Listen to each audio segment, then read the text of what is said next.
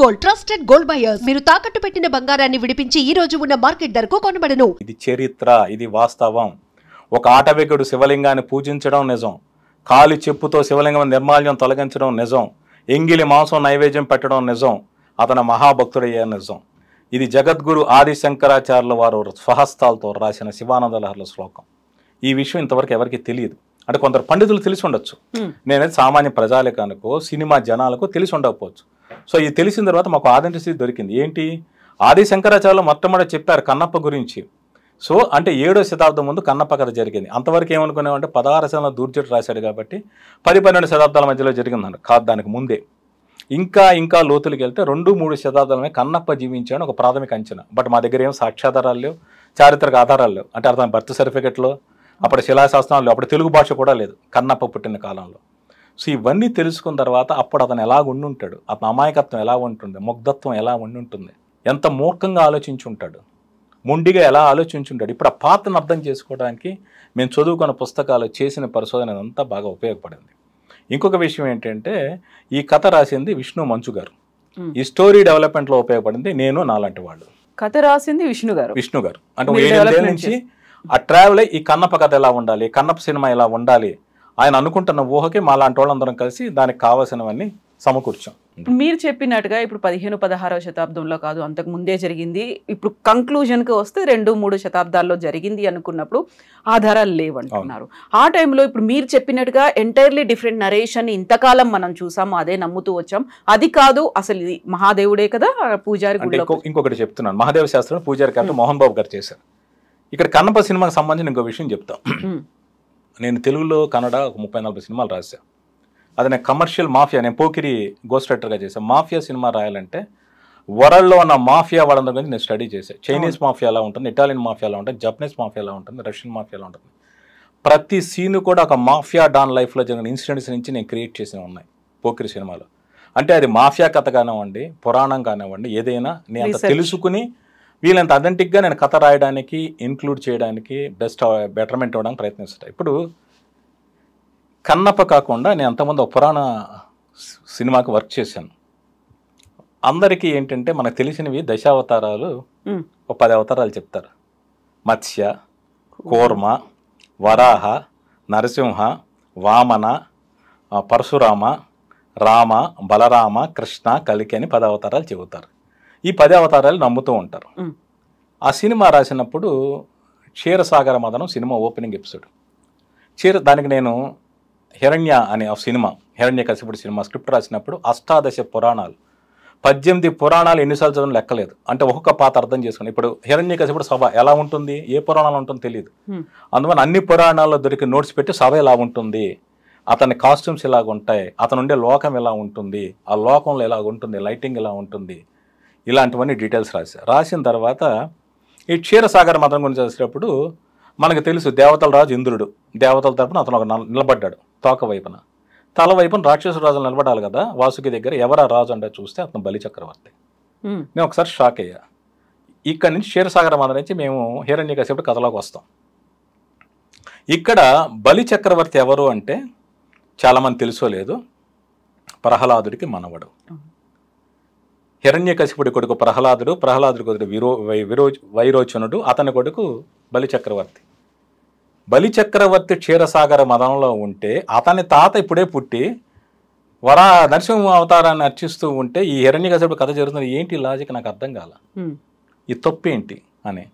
So నేను పోతన భాగవతం 1-10 సార్లు చదివా. ఆ వెళ్ళే ముందు వచ్చి అడుగుతాడు బలి చక్రవర్తి, వచ్చి ప్రహ్లాద ఆశీస్సులు అడుగుతాడు, క్షీరసాగర మదనానికి వెళ్తున్నాను, దేవతలతో ఈసారి సర్ది జరుగుతుందో యుద్ధం జరుగుతుందో డిస్కషన్ అంతా ఉంటుంది. అలా తాతను రాసిన తర్వాత అంటే 2 బలి చక్రవర్తులు ఉన్నారా, 2 ప్రహ్లాదులు ఉన్నారా, మొదటి విక్రమాదిత్యుడు, 2వ విక్రమాదిత్యుడు. ఇది నా మొదటి వ్యాస భాగవతం చదివా. అందులో విష్ణుమూర్తి ఎత్తింది 10 అవతారాలు కదా, 21 అవతారాలు ఎత్తాడు ఆయన. ఆ 21 అవతారాలు 10 అవతారాలు. ఈ 10 అవతారాలే ప్రామాణికం కాదు. ఇది వెళ్ళి చాలామంది నా టీము, డైరెక్టర్, ప్రొడ్యూసర్స్కి చేసి వాళ్ళందరూ నా మీద సీరియస్ అయ్యారు. జనం దృష్టిలో దశావతారాలు అంటే ఇవే, తిరుమల వెంకటేశ్వర స్వామి టెంపుల్లో కావచ్చు, వేరే చోట కావచ్చు, ఇవన్నీ ఇలాగే ఉన్నాయి. ఇది కాదు అంటే జనం నమ్మకాన్ని మనం పటాపంచలు చేసినట్టు నువ్వు ఎలా మాట్లాడతావు అని నా మీద చాలా వాదించారు. అసలు ఈ దశావతారాలు కూడా ఎక్కడి నుంచి వచ్చిందంటే 8వ శతాబ్దంలో ఒరిస్సాకు చెందిన జయదేవుడు, భక్త జయదేవుడు తన అష్టపదిలో ఈ దశావతారాన్ని ప్రస్తావించాడు. అతను దాన్ని ప్రస్తావించి మత్స్యకూర్మ వరాహ అనేది వెళ్ళిపోయాడు. జనాలకు కూడా అదే అవతారాలు ఫిక్స్ అయిపోయారు. అక్కడి నుంచే భూమి మొదలైంది, ఇవన్నీ రాశారు. రాసిన తర్వాత ఏం జరుగుతుంది, కొంతమంది మేధావులు 20 సంవత్సరాలు దాన్ని డార్విన్ సిద్ధాంతానికి జతేశారు. మొదట మనిషి చేపగా నీళ్ళలో ఉండేవాడు, తర్వాత కూర్మమై నేల మీద ఉండేవాడు వచ్చాడు, తర్వాత వరాహం అయ్యాడు, తర్వాత సగం మనిషి సగం జంతువు అయ్యాడు, తర్వాత సగం పుట్టివాడుగా ఉన్నాడు, సగం పండితుడయ్యాడు, సగం వీరుడయ్యాడు. ఇలా అన్ని కథలు డార్విన్ సిద్ధాంతం దశావతారాలు కలిపేసి ఎవరు తెచ్చిన మేధావులు వాళ్ళందరూ సిద్ధాంతాలు చేస్తే ఇదే నిజమని ప్రపంచం అంతా నమ్ముతుంది. ఇది కాదు అని చెప్పాలి. ఎలా చెప్పాలి? నేను పండితుడిని కాదు, బ్రాహ్మణుని కాదు, నేను రచయితను కాదు. నేను చెప్పింది ఎలా నమ్ముతారు? నాకు ఎవరు నమ్మిస్తారంటే నేను గరికపాటి గారిని అప్రోచ్ అయ్యాను. ఆయన ప్రవచనాలు ఇస్తుంటారు. ఈయన సందేహం విని పక్కపక్క నవ్వారు. ఆయన, మీరు భలే ప్రశ్న అడిగారు, చాలా తమాషా అడిగారు, మీకు ఒక విషయం చెప్తాను. ఇది ఏంటి అంటే మన 4 యుగాలు పునరావృతం అవుతుంటాయి, రిపీట్ అవుతుంటాయి.